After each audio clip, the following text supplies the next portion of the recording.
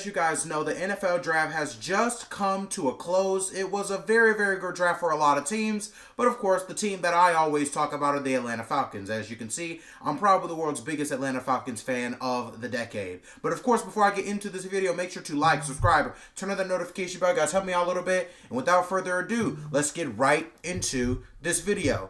Now, of course, for the first pick, the 8th pick, or the Atlanta Falcons' first pick, they selected running back Bijan Robinson. Now, Bijan Robinson was a beast at Texas, put up All-American numbers, 1,580 yards, 18 touchdowns, and is also a really, really good receiving back. I feel really good about this pick. I think Bijan Robinson can be an absolute superstar, and I see a little bit of Mark Ingram and Alvin Kamara when you look at Tyler Algier and Bijan Robinson in the backfield Atlanta has right now.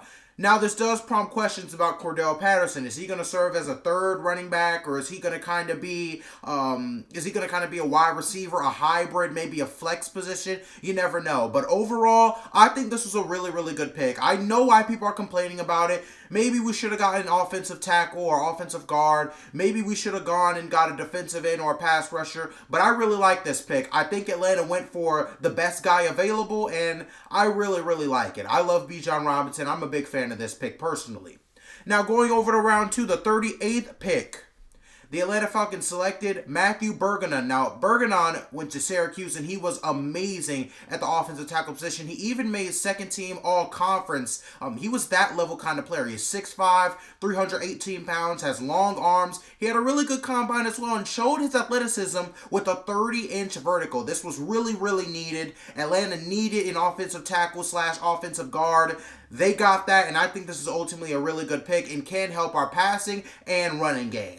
Now, going down to the 75th pick of round 3, we have Zach Harrison, the defensive lineman out of Ohio State. Now, Zach Harrison, while he is in the 3rd round, that does not mean 3rd rounders don't have talent. He was a 5-star overall recruit at his position coming out of high school. He fits all of our defensive needs. He fits our defensive scheme. He fits our needs as a lineman. He can get in and get dirty a little bit, or he can run the edge, get around people. So I really like this pick. He's a 3rd team all Big Ten selection. He had 34 tackles, 8 tackles for loss, 3.5 sacks, and 4 pass breakups at that position at Ohio State last season. He also has really good measurables. He's 6'5", 274 pounds. I think this is a really good pick for Atlanta. He reminds me, at least when you look at the size and a little bit the athleticism and the way he gets open, how disruptive he is, the way he gets loose from those offensive tackles. I see a little bit of Cameron Jordan-ish. I don't know if this guy's going to end up being as good as Cameron Jordan is, but the point is that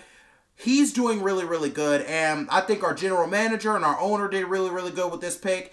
Zach Harrison can definitely be a superstar. He is a 3rd rounder, so I'm not going to say he's going to be like this amazing player right off the bat, but this is a great pick for Atlanta, and I'm really, really excited to see what Zach Harrison will be able to do.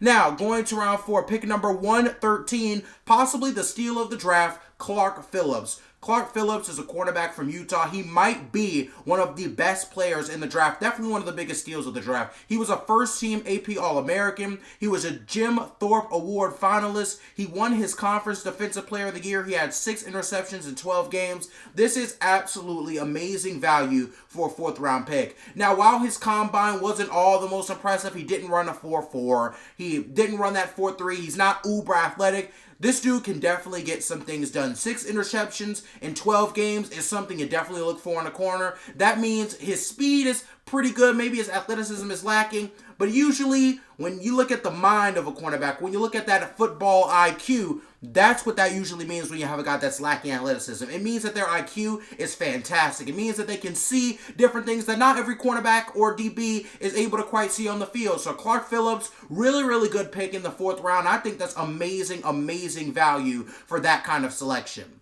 Now, going to pick 224 all the way in the 7th round, as Atlanta did not have a 5th or a 6th round pick this year, we have DeMarco Helms, a safety from Alabama.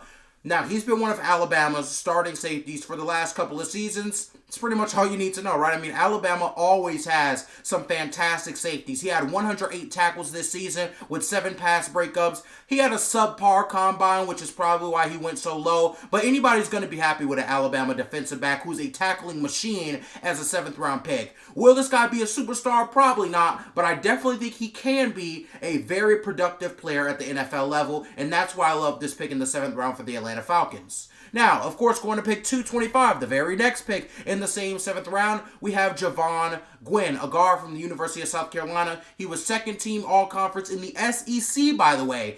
Now, let me tell you, the SEC is the best football conference in all of college sports. And to be 2nd team all-conference, that's saying a lot. He had a somewhat decent combine. He was very consistent in South Carolina. Didn't see a ton of injuries. He will likely be a depth move for Atlanta as of right now, though. We needed some depth at that offensive line position, especially those guards and those interior linemen. I think Javon Gwynn is very, very, very good for that level of depth and at that position. I like this pick by the Atlanta Falcons, especially in round 7. I believe the later rounds, we actually got some really, really good value, and I really enjoy seeing that because we used to struggle getting huge and large amounts of value in the later rounds as an Atlanta Falcons fan, as an Atlanta Falcons team. But seeing this right here, very encouraging sign. Super duper excited for the Atlanta Falcons in the future. Now, this draft and the overall rating or grade you put on this draft, I think this draft has a lot of Atlanta players with potential. I feel like everybody Atlanta selected has potential to be a great player, and our GM, Terry Fontenot, has great things going here. He's done really good in free agency, bringing in people like Jesse Bates, trading for people like Jeff Okuda. Those are just some of the names, just a small amount of names. He's also put around a couple of wide receivers on our offense, so really, really good GMing by Terry Fontenot. I'm really excited for this Atlanta Falcons team in the future. I think getting an edge earlier would have definitely helped Atlanta when it came to draft grades and needs. So I definitely think that's something they should have done. Maybe grab Nolan Smith or trade it for another 1st round pick and grabbed another big pass rushing guy off the board. But other than that, I think this is a pretty good draft. As far as my grade, I give this a B+. I don't like the selections the Atlanta Falcons made at defensive line and edge. I think we needed that the most. However, this is still a super talented draft and a draft that is full, and I mean full, of possibly productive players. Really excited to see what the Atlanta Falcons can do. But of course, without further ado, I'm going to end this video, guys. Thank you for watching. This NFL season is going to be fantastic to watch. I can already feel it. I mean, you got the Chiefs coming in. The Falcons look good. The Saints have their new quarterback. Just some of the things that are going on this NFL season. But without further ado, I'm going to end this video. I wish you nothing but the best. Stay loved, stay blessed. I'm going to end it. Thank you for watching.